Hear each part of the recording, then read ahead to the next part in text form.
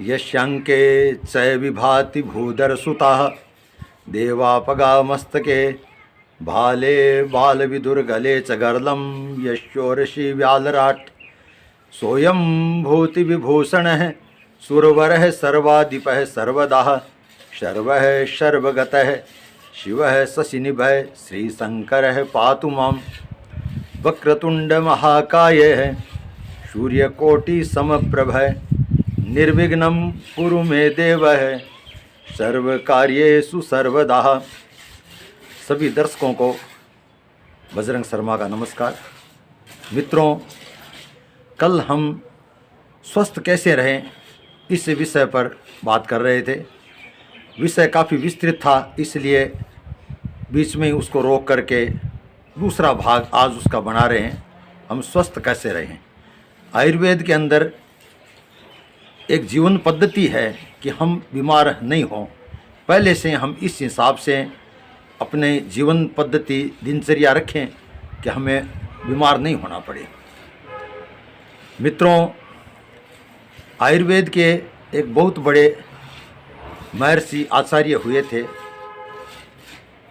महर्षि चरक हुए थे, रसायन शास्त्री।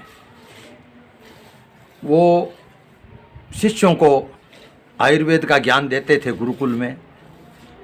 एक समय उन्होंने शिष्यों की परीक्षा लेने की सोची, तो शिष्य जंगल में जाकर के लकड़ी का औषधियाँ लाने के लिए गए थे। औषधियाँ लाने के लिए काट रहे थे, संग्रहित कर रहे थे। आचार्य एक तोते का रूप बना करके और वहाँ पहुँच गए और शिष्यों से प्रश्न किया कि कै रुख यानी स्वस्थ कौन है। तो शिष्य आयुर्वेद के उनके ज्ञाता थे, उनके जानकार थे। उन्होंने कहा ऋतु भुख, जो ऋतु के अनुसार भोजन करे वो स्वस्थ है। फिर थोड़ी देर बाद दूसरी बार आचार्य ने पूछा कै रुख स्वस्थ कौन है। तो शिष्यों ने कहा हित भुख, जो हितकारी वस्तुएं खाता है, स्वास्थ्य के लिए जो लाभदायक चीज़ है वो खाता है, वो स्वस्थ है। फिर महर्षि चरक ने पूछा कि कै रुख। तो शिष्यों ने कहा मित भूख, जो भूख से थोड़ा कम खाता है। यानी ऋतु भूख का मतलब है कि ये हमारी माता प्रकृति है, ये सीजन के हिसाब से, ऋतु के हिसाब से ऐसी चीज़ें पैदा करती है जो मानव के स्वास्थ्य के लिए हितकर रहती है। अभी बहुत सी चीज़ें हैं जो स्वास्थ्य के लिए लाभदायक है। पालक, मार्केट में पालक मिल रही है, मूली आ रही है, पालक आ रही है, अमरूद है, गाजर है। गाजर विटामिन ए का बहुत अच्छा स्रोत है, जिससे हमारी आँखों की ज्योति बढ़िया स्वस्थ रहती है, आँखें स्वस्थ रहती है, ज्योति में वृद्धि होती है। इसके अलावा पालक है, पूरा विटामिन का भंडार है। पालक है, मेथी है, गाजर है, इसके अलावा अमरूद है। और गर्म शरीर के अंदर है, उसके लिए इसी समय में सीज़न के लिए खजूर आते हैं, शकरकंद है। बहुत सी चीज़ें ऐसी हैं जो ऋतु के अनुकूल हम खाएंगे तो निश्चित रूप से वो स्वास्थ्य के लिए हमारे हितकर होगी। तो इसीलिए व्यक्ति को हमेशा ही ऋतु के अनुकूल चीज़ें खानी चाहिए, जो स्वास्थ्य आगे जाकर के हम हमारे स्वास्थ्य के अंदर में स्वास्थ्य वृद्धि करे। दूसरी चीज़ है हित भुख, यानी वो चीज़ें जो गुणकारी हो। आज स्थिति यह है मित्रों कि हम स्वाद को ज़्यादा तरजीह देते हैं, स्वाद को ज़्यादा महत्व देते हैं। हम ये नहीं देखते हैं कि जो खा रहे हैं वो चीज़ गुणकारी है कि नहीं। हमारे लिए परमात्मा ने जो, प्रकृति ने जो हमारे लिए खाने की जो चीज़ें बनाई है, हम उस पर ध्यान नहीं देते हैं। हम अपने हिसाब से कुछ भी चीज़ जो भी मिल गई वो खाते हैं। विदेशों में हमेशा भोजन बनाने के लिए सुविधाएं नहीं हैं, इसलिए वो बनी बनाई चीज़ें बहुत दिनों तक अपने फ्रिज में रख करके रखते हैं और धीरे धीरे उसको खाते रहते हैं। लेकिन हमारे यहाँ स्थिति अलग है। हम यहाँ पर ताज़ा भोजन बनाने की हमारे यहाँ सब सुविधाएं हैं। तो हम क्यों नहीं एकदम ताज़ा बना हुआ तुरंत का भोजन, सात्विक भोजन करें। वहाँ पर कई दिनों तक वो बना नहीं पाते हैं, इसलिए वो अपने इसके अंदर में ब्रेड रखते हैं और चीज़ें इस टाइप की रखते हैं, ब्रेड है, पाव है और वो सब बने बनाई चीज़ें रखते हैं, वो धीरे धीरे खाते रहते हैं। वो मैदे की चीज़ें, ब्रेड, पाव वगैरह ये सब रहता है, तो ये स्वास्थ्य के लिए कोई हितकर नहीं है। स्वास्थ्य आगे जा कर के हमारे आंतों में ये चिपकता है। इससे अच्छा हम बाजरे की रोटी बनावें, रात की रोटी है सुबह खावें, दूध के साथ, दही के साथ खावें, तो बहुत बड़ी गुणकारी है, पौष्टिक है। लेकिन वो हम नहीं खाते हैं, बच्चों को बताते भी नहीं है, भैया बच्चों ये जो हितकर चीज़ है वो खाओ। तो इसीलिए वो चरक ऋषि ने कहा कि भाई जो हितकर चीज़ है, उनके शिष्यों ने बताया कि जो हितकर है, हितभुक, जो हितकारी है स्वास्थ्य के लिए, हमें वो चीज़ खानी चाहिए। जो स्वास्थ्य के लिए हितकारी नहीं है, सिर्फ जीभ के स्वाद के लिए हमें नहीं खानी चाहिए।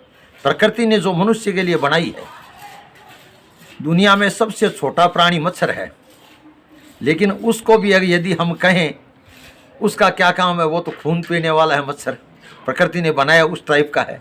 लेकिन उसको हम कहें कि तुम भैया खून क्यों पी रहे हो, तुम कोका कोला पी लो, तो मच्छर नहीं पिएगा, वो अपने हिसाब से, प्रकृति के हिसाब से ही चलेगा। तो हम तो मानव हैं, भगवान ने हमारे को सब तरह से बुद्धि संपन्न बनाया है, तो हमें कम से कम अपने स्वास्थ्य का ध्यान रखना चाहिए और हितकर चीज़ें ही खानी चाहिए।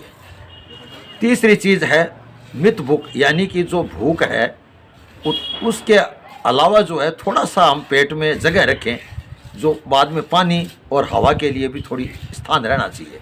वो ज़्यादा खा लेने से पाचन के अंदर में बहुत तकलीफ होती है, इसलिए हमेशा ही स्वास्थ्य के अनुकूल, ऋतु के अनुसार और हितकारी चीज़ हमें वही खानी चाहिए। ये हमेशा ही ध्यान रख करके, इस हिसाब से, यह नहीं कि हम लटर पटर जो भी आ गया वही हम खा रहे हैं। आजकल क्या है कि ये कोई पानी पूड़ी खा रहा है, सब शादियों में देखते हैं कि ये क्या है भाई, ये हाई टी है, हाई टी में क्या लटर पटर है, तो वो भी नहीं। अच्छा, एक ये हर शहरों के अंदर में जगह जगह वो ठेले वाले लगे रहते हैं, ये क्या बना रहा है भाई, आलू टिकिया बना रहा है। तो आलू टिकिया में तेल के अंदर में वो कौन सा तेल है वो भी हमें नहीं पता है क्या हो रहा है, उसके अंदर जो भी छुम छुम करके वो खिला देते हैं, वो खा करके हम अपने पेट का, हम अपने स्वास्थ्य का नुकसान करते हैं। ये पानी पूड़ी है, अब हमें ये भी पता नहीं है पानी कहाँ का है, शुद्ध पानी है कि नहीं है। हम घर में तो बड़ा शुद्ध पानी रखते हैं, उसको पीते हैं, बड़ा ध्यान रखते हैं, लेकिन ये कौन सा पानी हमें क्या पता।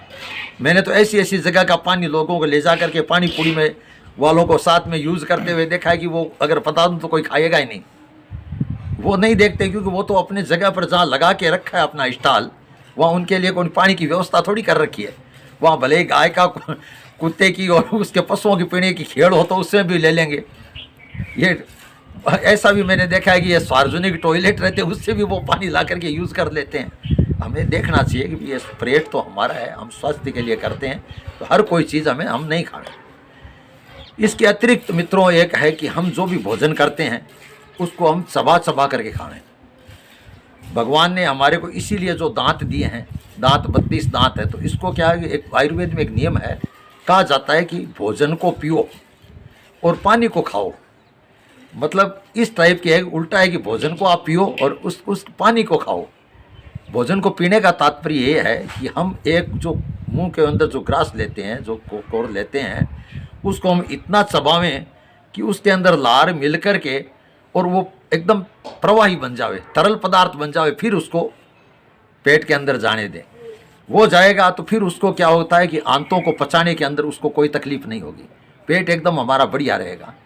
इस तरह हम उसको भोजन को उसको चबा चबा करके खाएंगे, एकदम हड़बड़ी। आजकल क्या रहता है कि भोजन में लोग टाइम नहीं लगाना चाहते हैं, कि हड़बड़ी इसी के अंदर, दूसरे काम में टाइम लगेगा तो चलेगा, जाकर के कहीं भी कितना भी टाइम लगे, लेकिन भोजन करने में लोग इतनी हड़बड़ी करते हैं कि भाई ये तो एक कोई काम ही नहीं है, ये तो कोई एकदम फालतू वाला काम है कि बस एकदम फटाफट ये आया, मैं आया, तू चल।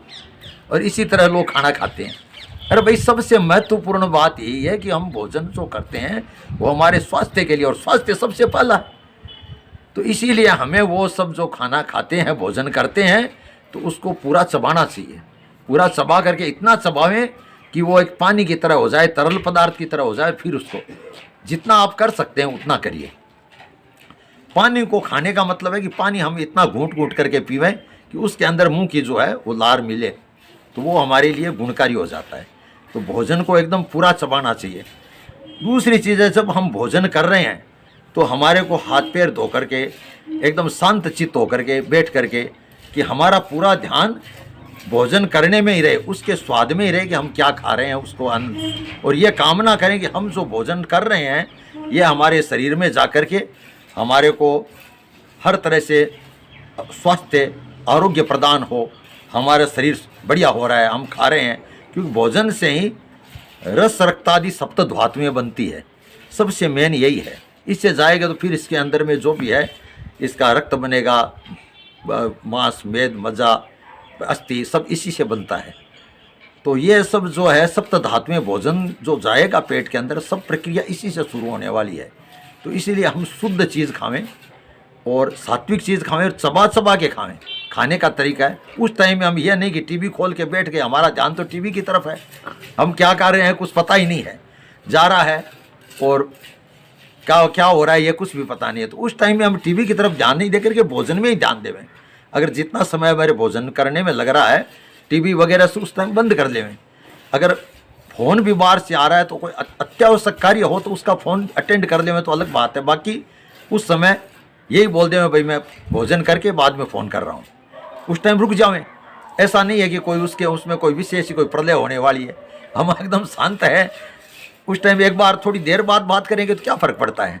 तो इसीलिए उस टाइम में भोजन करते समय शांत चित्त होकर के हम भोजन करें, ये कामना करें कि भोजन हमारे शरीर में जा कर के पुष्टि प्रदान करे और हमारे को हम लाभान्वित हो, उसका स्वाद भी हमें तभी मिलेगा शांत चित्त से भोजन करेंगे। इसके अतिरिक्त भोजन करने के तुरंत बाद आपको पानी नहीं पीना चाहिए, यह मैंने पहले भी बताया था।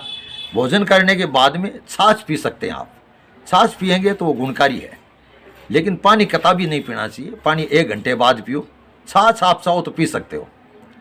दूसरी, पानी आप रखते हैं घर के अंदर में, कि पानी हमारे शरीर के लिए सबसे आवश्यक चीज़ है।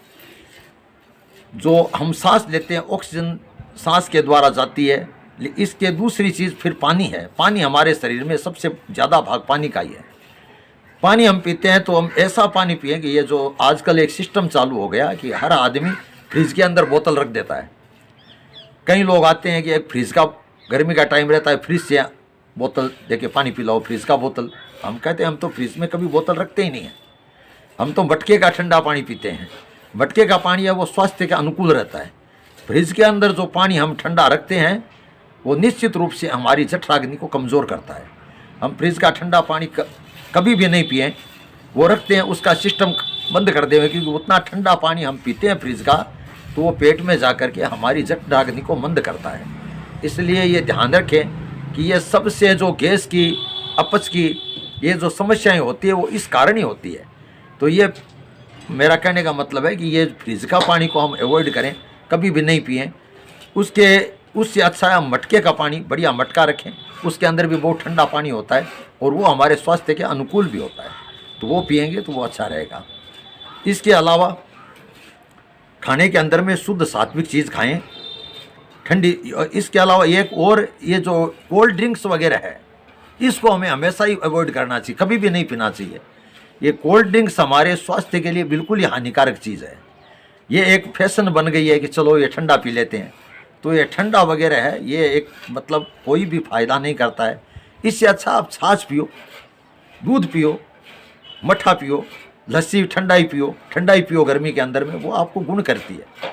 ये अच्छा, जहाँ पर नहीं होता है वहाँ लोग ये पीते हैं। हमारे यहाँ पर नींबू बहुत होता है तो आप नींबू पानी पियो, नींबू पानी गुणकारी है वो पियो, बहुत अच्छी बात है। लेकिन ये सो कोल्ड ड्रिंक्स जो आते हैं बोतलों में पैक होकर के, उसको कभी भी नहीं पीना चाहिए, उसको हमेशा ही अवॉइड करना चाहिए। ये आप नहीं पिएंगे तो वो एक हमेशा ही अच्छी बात है, नहीं पीना चाहिए। इसके अलावा जीवन को हमेशा ही सात्विक रखिए। पानी पीते हैं तो खड़े खड़े पानी नहीं पीना चाहिए, पानी कहीं भी बैठ करके स्थिर होकर के बैठ करके पानी पीना चाहिए, वो बढ़िया रहता है।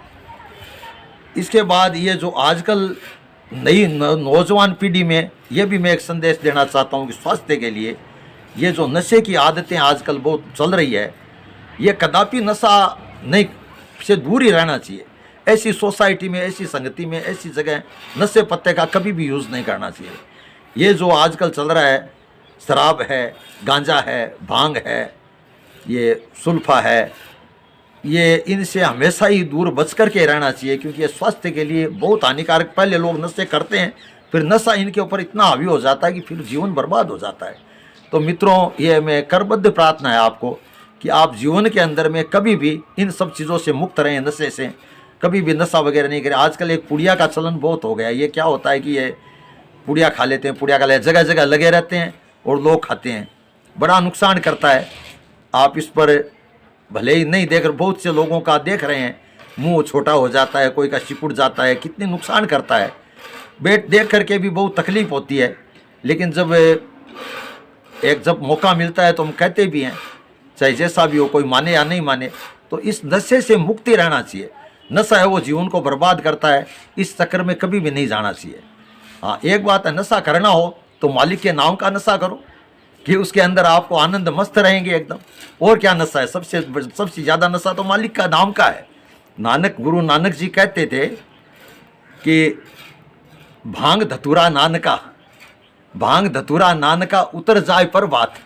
रात में अगर नशा करेंगे तो सुबह तक उतर जाएगा। भांग धतूरा नानका उतर जाए पर बात, और नाम खुमारी नानका चढ़ी रहे दिन रात। अगर आपके नाम का नशा करते हैं, भगवान का, मालिक का नाम लेते हैं, तो उसका नशे में तो आप मस्त रहेंगे दिन रात। जो भी काम करेंगे अपनी मस्ती में करेंगे, अपनी मौज में करेंगे। तो अगर नशा करना है तो भगवत मालिक के नाम का नशा करो। ये सब नशे वशे कोई काम के नहीं है, ये जीवन को बर्बाद करते हैं। इसलिए इनसे हमेशा दूर रहिए। जो भी आपके संपर्क में हैं और युवा पीढ़ी है, उनको मेरा विशेष संदेश है कि भाई ये सब चीज़ों से आप मुक्त रहिए, इनमें मत जाइए। और मैं पुनः आप सब दर्शकों को मालिक से प्रार्थना करता हूँ, आप सब हमेशा स्वस्थ रहें।